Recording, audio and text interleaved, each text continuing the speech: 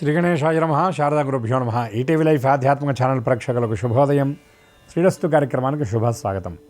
కార్యక్రమంలో భాగంగా శుభతిథి అంశంలో నేటి పంచాంగ వివరాలు చూద్దాం. ఆంగ్ల తేదీ 8వ తేదీ 2వ నెల 2025 సంవత్సరం శనివారం. స్వస్తి శ్రీ చాంద్రమాన శ్రీ క్రోధినామ సంవత్సరం ఉత్తరాయణం శిశిర ఋతువు మాఘమాసం శుక్లపక్షం ఏకాదశి తిథి రాత్రి 9:30 వరకు, తదుపరి ద్వాదశి. మృగశిర నక్షత్రం రాత్రి 7:35 వరకు, తదుపరి ఆర్ద్ర నక్షత్రం. వైద్యుతి యోగం మధ్యాహ్నం 3:46 వరకు, తదుపరి విష్కంభ యోగం. వణిజకరణం ఉదయం 10:19 వరకు, తదుపరి భద్రకరణం. అమృత ఘడియలు ఉదయం 11:09 నుండి 12:41 వరకు. దుర్ముహూర్తం ఉదయం 6:43 నుండి 8:14 వరకు. నేటి వర్జ్యం తెల్లవారుజామున 3:45 నుండి 5:18 వరకు. నేటి రాహుకాలం ఉదయం 9 గంటల నుండి 10:30 వరకు. యమగండం మధ్యాహ్నం 1:30 నుండి 3 గంటల వరకు. ఇక ఈనాటి విశేషం భీష్మ ఏకాదశి మహాపర్వం. ఈనాడు మాఘశుద్ధ అష్టమి నాడు దేహత్యాగం చేసినటువంటి మహానుభావుడు భీష్ముడు. ఆయన ప్రయాణం చేసి అనేక లోకాలు దాటుకుంటూ పరమపదాన్ని చేరినటువంటి రోజుగా ఈ మాఘశుద్ధ ఏకాదశిని చెప్తారు. ఆయన పేరుతో దీన్ని భీష్మ ఏకాదశి అని పిలుస్తారు. ఈ భీష్మ ఏకాదశి నాడు సర్వులు వాసుదేవనామాన్ని స్మరించాలి. దానితో పాటు భీష్ముల వారు మనకి అనుగ్రహ ప్రసాదంగా అందించినటువంటి విష్ణు సహస్రనామాన్ని అందరూ కూడా విధి విధాన పురస్సరంగా చక్కగా పారాయణ చేయాలి. దీనివల్ల సమస్త శుభాలు మంగళాలు మనకి సిద్ధిస్తాయి. కళ్యాణ పరంపర కూడా కొనసాగుతుంది. వ్యాసుల వారు చెప్పినటువంటి వ్యాసవచనం ఏమిటి అంటే, ఎందుకంటే మనకి పరమ ప్రమాణం వ్యాసవచనం. ఎందుకంటే అనుక్తం అన్యతో గ్రాహ్యం అని అన్ని విషయాలు వేదంలో చెప్పారండి. వేదంలో చెప్పిన విషయాలు పురాణాల్లో చెప్తారు. పురాణాల్లో కూడా దొరకనటువంటి విషయం స్మృతుల్లో కూడా దొరికేటటువంటి అవకాశం ఉంటుంది. అటువంటి స్మృతుల్లో అనేక మంది ఋషులు చెప్పినటువంటి వాటిల్లో వ్యాసవచనం అనేది చాలా గొప్పది. ఎందుకంటే వ్యాసో నారాయణ స్వయం అంటారు. కాబట్టి శ్రీమన్నారాయణమూర్తి యొక్క పరిపూర్ణమైనటువంటి దివ్యమైన జ్ఞానావతారమే వ్యాసుల వారిని చెప్తున్నారు. అటువంటి వ్యాసుల వారు చెప్పినటువంటి మాట ఏమిటంటే, విష్ణు సహస్రనామ జయంతిగా ఈ భీష్మ ఏకాదశిని చెప్తారు.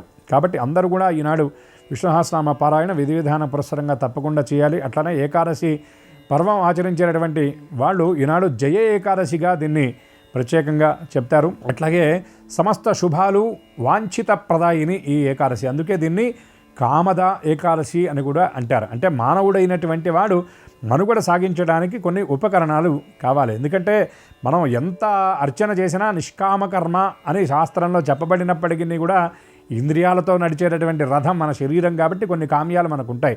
అందుకే పూజ చేసేటప్పుడు మనం ధర్మార్థ కామ మోక్ష చతుర్విధ ఫల పురుషార్థ సిద్ధ్యర్థం ఆయురారోగ్య అని ఇత్యాది కామ్యాలన్నీ కూడా మనం చెప్తాం. ఈ ఏకాదశి నాడు విష్ణు ఆరాధన చేయటం వల్ల, ఏకాదశి వ్రతం చేయటం వల్ల సమస్త కామ్యాలు మనకి సిద్ధిస్తాయి. అటువంటి ఈప్సిత సిద్ధిని ప్రసాదించినటువంటి ఏకాదశి కనుక దీన్ని కామద ఏకాదశి అన్నారు. కనుక ఈనాడు అందరూ కూడా విష్ణు సహస్రనామ పారాయణ తప్పకుండా చేయాలి. ఎందుకంటే ఏకాదశి వ్రతం చేయటం అంటే ఇది సాధారణమైంది కాదు. ఏకాదశి వ్రతం చాపి అత్యంత దుర్లభం అన్నారు. పూర్వపుణ్యం ఉంటే కానీ ఏకాదశి వ్రతం అనేది అందరూ ఆచరించలేరు. అటువంటి ఏకాదశి వ్రతాన్ని గనక ఈ మాఘశుద్ధ ఏకాదశి నాడు గనక చేస్తే భీష్ముడు ఏ విధంగా అయితే పరమపదాన్ని చేరాడో అందరూ కూడా ఆ విధమైనటువంటి విష్ణు చరణ సాయుధ్యాన్ని అందరూ కూడా పొందగలుగుతారు.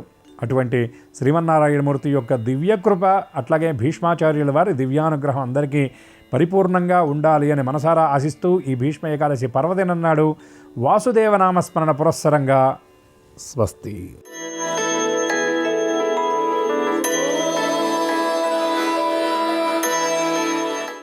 ఈటీవీ లైఫ్ ఆధ్యాత్మిక ఛానల్ ప్రేక్షకులందరికీ నమస్కారం. శ్రీరస్తు కార్యక్రమంలో గ్రహయోగం అంశానికి స్వాగతం. ముందుగా ప్రేక్షకులందరికీ భీష్మ ఏకాదశి పర్వదిన శుభాకాంక్షలు.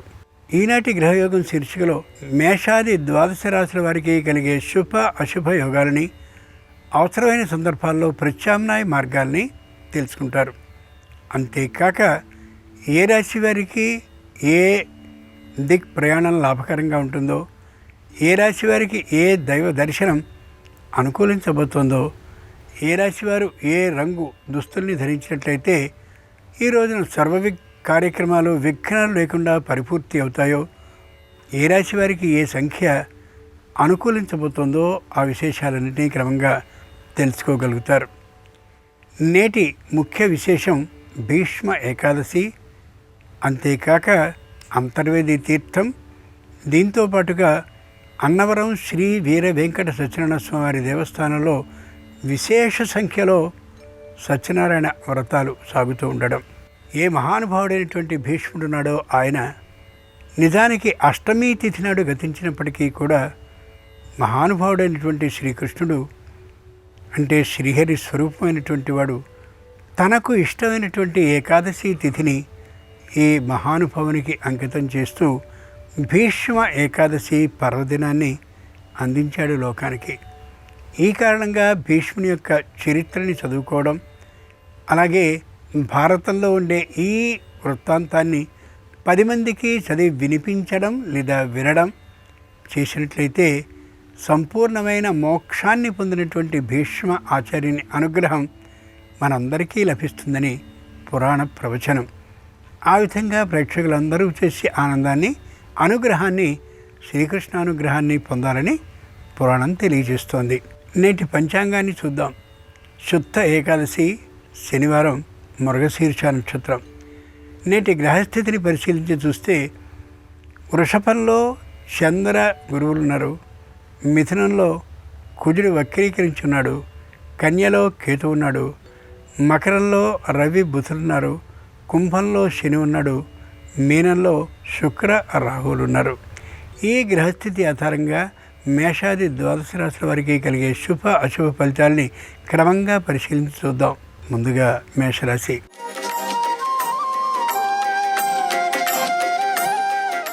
ఈరోజు మేషరాశి వారి పరిస్థితిని పరిశీలించి చూస్తే ధైర్యంగా ఉండగలుగుతారు. వ్యాపారంలో చక్కనైనటువంటి లాభాలని సంపాదించుకోగలుగుతారు. వృత్తిపరమైనటువంటి నైపుణ్యాన్ని పెంచుకోగలుగుతారు. ఎక్కడ పడితే అక్కడ సంస్థల్ని స్థాపించాలనేటువంటి ఆలోచన కాకుండా అతి ముఖ్యమైనటువంటి ప్రదేశాల్లో మాత్రమే స్థాపించాలని, దానికి సంబంధించినటువంటి ప్రణాళికల్ని రచించుకోవాలని చక్కని నిర్ణయాన్ని చేసుకోగలుగుతారు. తీర్థయాత్రల్ని, పుణ్యక్షేత్ర ప్రదేశాల సందర్శనకి అనుకూలమైనటువంటి ఆలోచనల్ని చేసినప్పటికీ కూడా అది ఈ రోజున సాధ్యపడకపోవచ్చు. ఏకాదశి శనివారం సందర్భంగా మేషరాశి వారు శని మంత్రాన్ని 19 మార్లు పఠిస్తూ ప్రదక్షిణలు కానీ చేసినట్లయితే ఆకస్మికమైనటువంటి ధనలాభానికి అవకాశం ఉండొచ్చు. ఈశాన్య దిక్ ప్రయాణం అనుకూలం. కలిసొచ్చే రంగు తెలుపు. అదృష్ట సంఖ్య 3.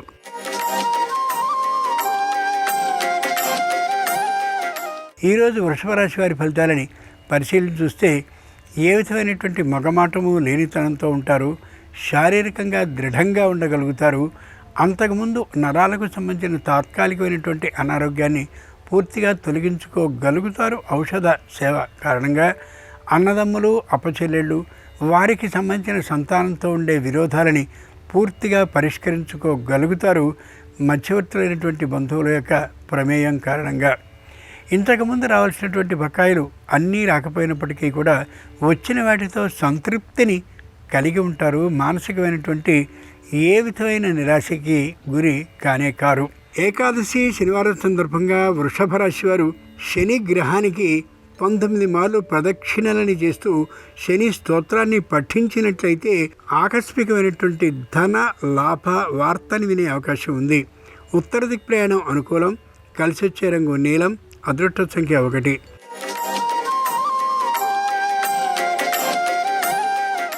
ఈరోజు మిథున రాశి వారి ఫలితాలని పరిశీలన చూస్తే మానసికంగా దృఢంగా ఉంటారు. శారీరకంగా కూడా దృఢంగా ఉండగలుగుతారు. కొత్తదైనటువంటి పెట్టుబడిని సరైనటువంటి సంస్థలో పెట్టాలనేటువంటి ఊహతో ఉంటారు. కానీ అది ఈ రోజుకి అనుకూలించే అవకాశం ఏమాత్రం ఉండకపోవచ్చు. నూతన వాహనాన్ని కొనాలని ఆలోచిస్తారు. దానికి అనుగుణంగా తగినటువంటి రుణం లభించకపోయేటటువంటి కారణంగా ఈ రోజుకి ఆ పని చేయలేకపోవచ్చు. పాతదైనటువంటి వాహనాల్ని మరమ్మతులు చేయించాలనేటువంటి ఆలోచనలో ఉంటారు. అయితే ఆర్థికమైనటువంటి స్థితి అంత అనుకూలంగా లేకపోయే కారణంగా ఆ పనిని కూడా చేయలేకపోతారు.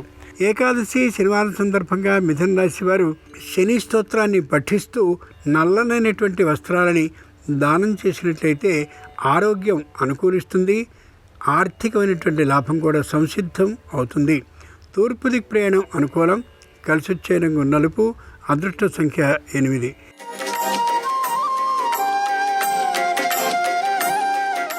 ఈరోజు కర్కాటక రాశి వారి ఫలితాలని పరిశీలించి చూస్తే మానసికంగా దృఢంగా ఉంటారు, శారీరకంగా మాత్రం నిరుత్సాహంగా ఉంటారు. ఇంతకుముందే శరీరంలో అనారోగ్యం ప్రవేశించినటువంటి కారణంగా తప్పనిసరిగా వైద్య పరీక్షల్ని చేయించుకోవడం అత్యవసరం. ముఖ్యంగా శరీరానికి అతి ముఖ్యమైనటువంటి ఏ చేతులు ఉన్నాయో వాటికి సంబంధించినటువంటి లాగడం, ఇతరమైనటువంటి నొప్పులు కలగడం వంటి ఇబ్బందులు కూడా కలిగే అవకాశం ఉంది. కాబట్టి మధ్యమ వైద్య పరీక్షలకి వెంటనే గురి చేయడం శరీరాన్ని అత్యవసరం. పెట్టుబడులను పెట్టేటటువంటి విషయంలో సరైనటువంటి నిర్ణయాన్ని చేయలేకపోతారు.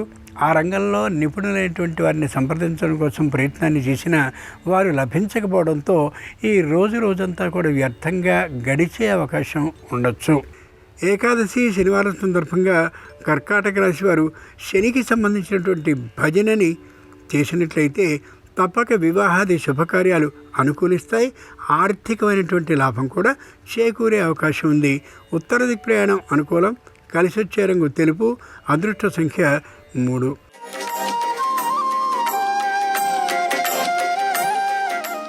ఈరోజు సింహరాశి వారి ఫలితాలని పరిశీలన చూస్తే ప్రగల్భాలని పలకరు, ఆర్భాటంగా ఉండరు. ఎవరెవరినో ఆశ్రయించి ఎంతెంతో సొమ్ముని సంపాదించాలనే ఆలోచన కలిగి ఉండరు. తమ చేతి సొమ్మే కొద్దిగా ఖర్చు అయ్యేటటువంటి అవకాశం గోచరిస్తుంది ఈ రోజున. ఒకప్పుడు కొన్ని చిన్నమైనటువంటి వంచన మాటల్ని చెప్తూ ఉండేవారు. అంతేకాక ఆర్థికమైన రుణాలని క్షణాల్లో సంపాదిస్తూ ఉండేవారు. ఇప్పుడు అలాంటి ప్రవర్తనకి పూర్తిగా స్వస్తి పలికి సరైనటువంటి తోవలో ఉండే అవకాశం బాగా ఉంది. సంతానంలో ఒకరికి వివాహాది ప్రయత్నాలు కలిసి వచ్చినటువంటి కారణంగా ఆర్థికమైనటువంటి పొదుపు సూత్రాన్ని పాటిస్తూ సొమ్ముని జాగ్రత్త చేసుకోవాలనే మంచి నిర్ణయానికి వస్తారు. ఏకాదశి శనివారం సందర్భంగా సింహరాశి వారు శని స్తోత్రాన్ని పఠిస్తూ నల్లనైనటువంటి గొడుగుని చెప్పుల్ని బహూకరించినట్లయితే యోగ్యుడైనటువంటి వానికి రుణాలు తొలగిపోతాయి. అంతేకాక న్యాయస్థానంలో విజయ లాభం, ఆర్థికమైనటువంటి లాభంతో కలిగే అవకాశం ఉంది. ఆగ్నేయ దిక్ ప్రయాణం అనుకూలం. కలిసి వచ్చే రంగు ఎరుపు. అదృష్ట సంఖ్య 4.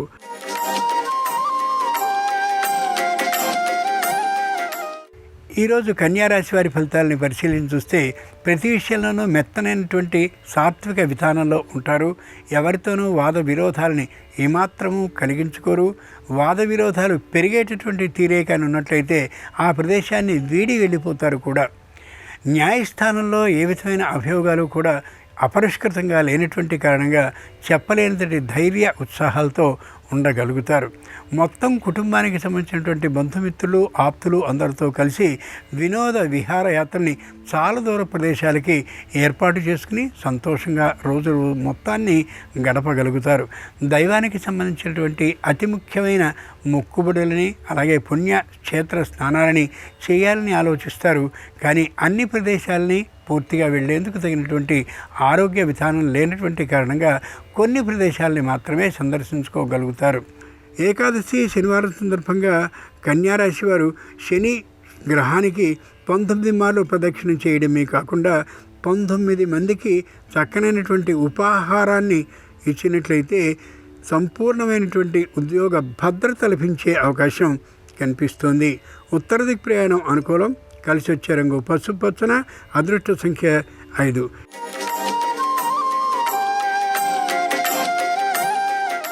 ఈరోజు తులారాశి వారి ఫలితాలని పరిశీలన చూస్తే కోపం ఏమాత్రమూ లేకుండా ఉంటారు. పట్టుదలని విడనాడాలనే కొత్తదైనటువంటి ఆలోచనకి వస్తారు. ఆర్థికమైనటువంటి లాభాన్ని చక్కగా పొందగలుగుతారు. ఉద్యోగంలో పాత బకాయిలు వచ్చినటువంటి కారణంగా ఎక్కడ పెట్టుబడి పెట్టాలనే కొత్తదైనటువంటి ఆలోచనతో సతమతమవుతూ కనిపిస్తూ ఉంటారు. నూతనమైనటువంటి వాహనాన్ని మరింత ఖరీదుతో ఉన్నదాన్ని కొనాలి అని ఆలోచిస్తారు. కానీ కుటుంబ సభ్యులు దానికి అనుకూలించే విధానం తక్కువైనటువంటి కారణంగా వెంటనే ఈ రోజు కొనలేకపోవచ్చు. సంతానంలో ఏ విధమైనటువంటి వ్యతిరేక భావము లేనటువంటి కారణంగా సంతానం అందరితోనూ కలిసి ఉండేటటువంటి కారణంగా నూతన ఉత్సాహంతో ఉండగలుగుతారు. వారికి సంబంధించినటువంటి ఆస్తిపాస్తుల్ని ఎవరికి వారికిగా వేరు చేస్తూ ఉండేటువంటి ఆలోచనకి ఈ రోజున నాందిని పలికే అవకాశం స్పష్టంగా గోచరిస్తుంది. శనివారం సందర్భంగా తులారాశి వారు శని స్తోత్రాన్ని పఠిస్తూ నీలి రంగు పుష్పాలతో అర్చించినట్లయితే శని దోష నివృత్తి అయ్యే అవకాశం ఉంటుంది. తద్వారా ఆకస్మికమైనటువంటి ఆర్థిక లాభ వార్తని వినే అవకాశం ఉండొచ్చు. వాయవ్య దిక్ ప్రయాణం అనుకూలం. కలిసి వచ్చే రంగు ఆకుపచ్చన. అదృష్ట సంఖ్య 8.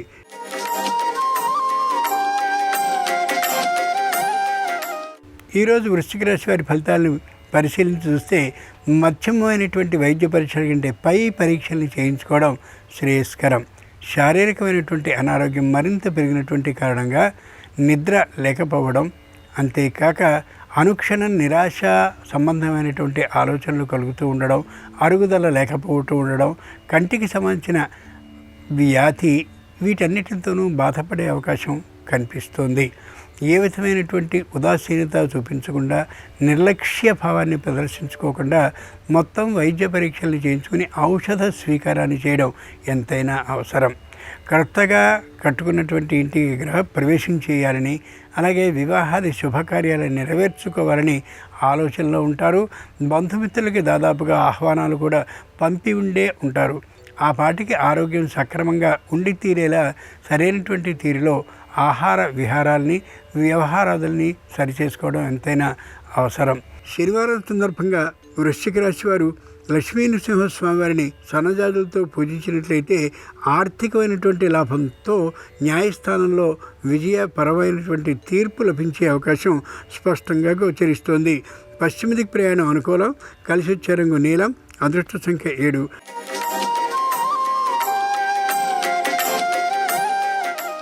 ఈరోజు ధనురాశి వారి ఫలితాలని పరిశీలించి చూస్తే మానసికంగా ఉత్సాహంగా ఉంటారు, శారీరకంగా ఆనందంగా ఉంటారు. తరచు దూరభార ప్రయాణాలను చేయవలసి వచ్చేటటువంటి కారణంగా శారీరకంగా ఒత్తిడికి లోనై శరీరపరమైనటువంటి ఆ ఇబ్బందిని కలిగి ఉంటారు. తాత్కాలికంగా అది తొందరగా పరిష్కరింపబడేది తప్ప దీర్ఘకాలిక అనారోగ్యం ఏమాత్రం కాకపోవచ్చు. కంఠానికి సంబంధించినటువంటి వ్యాధి రాకుండా ఉండేలా ఆహార విహారాల్లో తగినటువంటి జాగ్రత్తని పాటించి తీరాల్సిందే. ముఖ్యంగా ఎండలో విశేషంగా తిరుగుతూ ఉండడం ఏమాత్రము సరి కానటువంటి అంశం ఈ రాశి వారికి. ఈ రోజున ఆహార విహారాల్లో కూడా ప్రత్యేకమైనటువంటి నియమాల్ని వైద్య పర్యవేక్షణకి అనుగుణంగా చేసుకుంటూ ఉండని పక్షంలో అనారోగ్యం కలిగే అవకాశం ఉంది. తద్వారా ఆసుపత్రి పాలు అయ్యేటువంటి అవకాశం కూడా గోచరిస్తుంది. కాబట్టి 1-2 మార్లు ఆ ఆరోగ్య విషయంలో తగినటువంటి జాగ్రత్తని పాటించి తీరాలి ఈ రాశివారు ఈ రోజున. ఏకాదశి శనివారం సందర్భంగా ధనురాశి వారు శ్రీలక్ష్మీదేవిని పంచామృత జలాలతో అభిషేకించినట్లయితే ఆకస్మిక భూ లాభానికి అవకాశం ఉంది. తూర్పు దిక్ ప్రయాణం అనుకూలం. కలిసి వచ్చే రంగు తెలుపు. అదృష్ట సంఖ్య 3.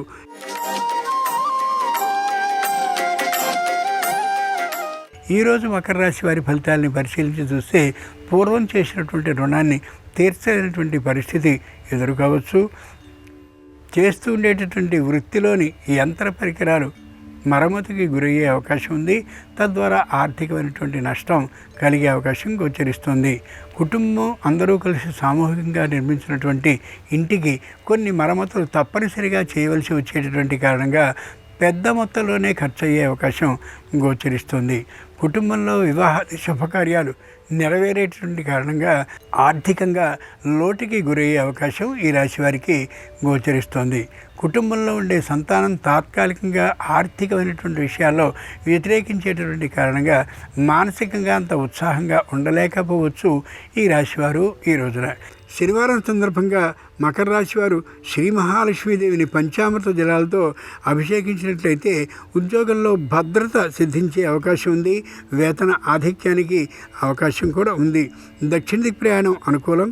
కలిసి వచ్చే రంగు పసుపచ్చన. అదృష్ట సంఖ్య 9.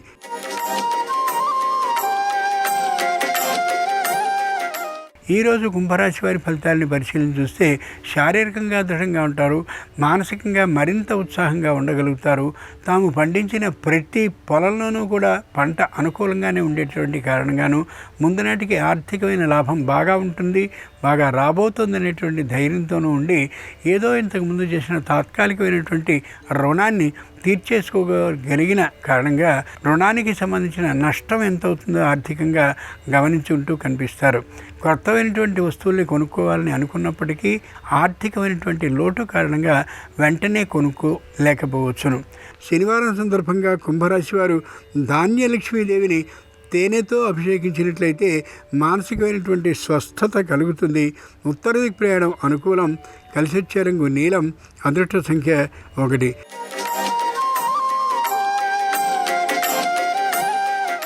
ఈరోజు మీనరాశి వారి ఫలితాలని పరిశీలించి చూస్తే గ్రహస్థితి చక్కగా అనుకూలిస్తోంది. ఆ కారణంగా ఎవరైనా పోటీ పరీక్షలు కానీ ఉద్యోగ విషయంలో వెళ్ళినట్లయితే తప్పక అనుకూలించే అవకాశం గోచరిస్తోంది. ఎక్కువ అంకాలు అంటే మార్కులు రాకపోయినప్పటికీ కూడా వీరిని తీసుకునే అవకాశం స్పష్టంగా గోచరిస్తోంది. తాము పనిచేస్తున్నటువంటి సంస్థలో వీరికి ప్రత్యేకమైనటువంటి గుర్తింపు లభించేటటువంటి పదవిని మాత్రమే వీరికి ఇవ్వడం చెప్పుకోదగ్గటువంటి విషయం. వ్యవసాయానికి సంబంధించినటువంటి భూముల మీద ఆదాయం మరింతగా వచ్చే అవకాశం ఉంది.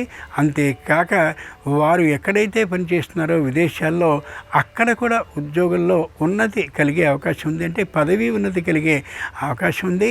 మానసికంగా మంచి ఉత్సాహంగా కూడా ఉండగలుగుతారు.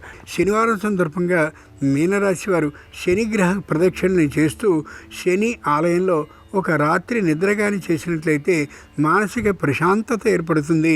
ఆకస్మికంగా భూ లాభసిద్ధి కూడా కలిగే అవకాశం ఉంది.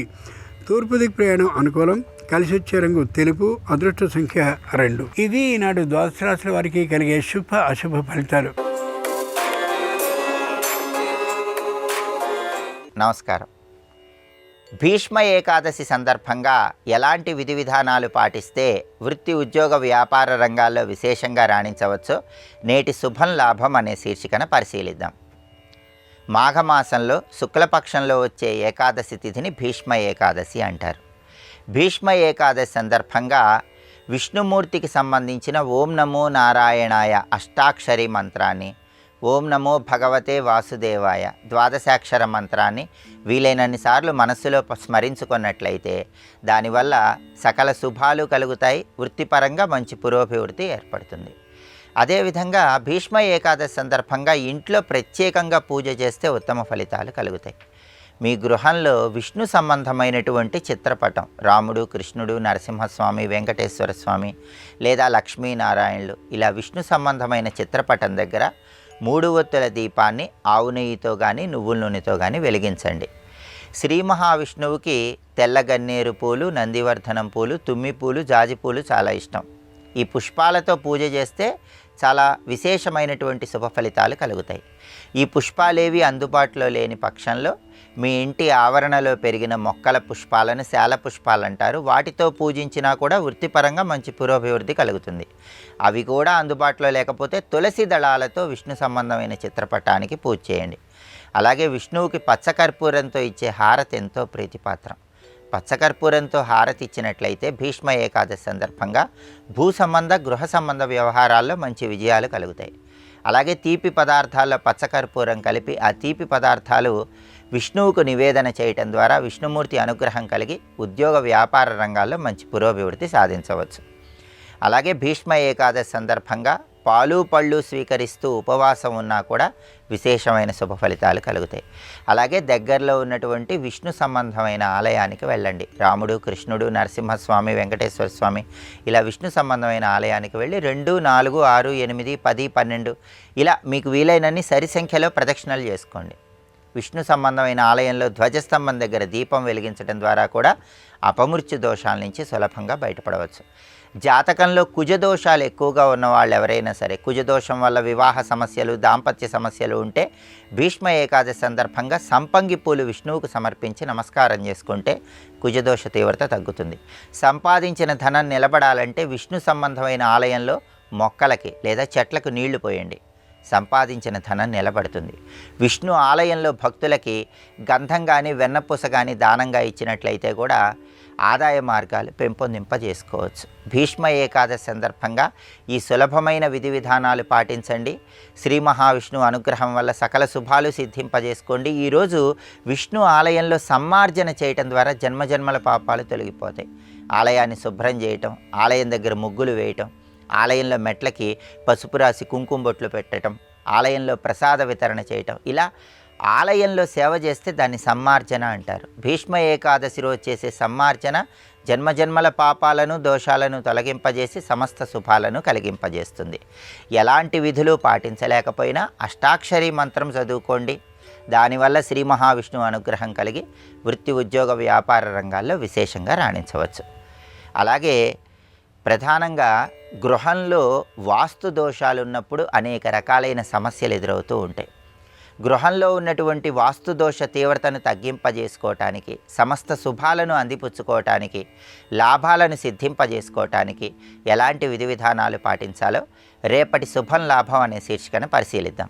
నమస్కారం. ఈ కార్యక్రమాన్ని తిరిగి చూడాలనుకుంటే www.youtube.com/ETV Life Spiritual లో చూడవచ్చు.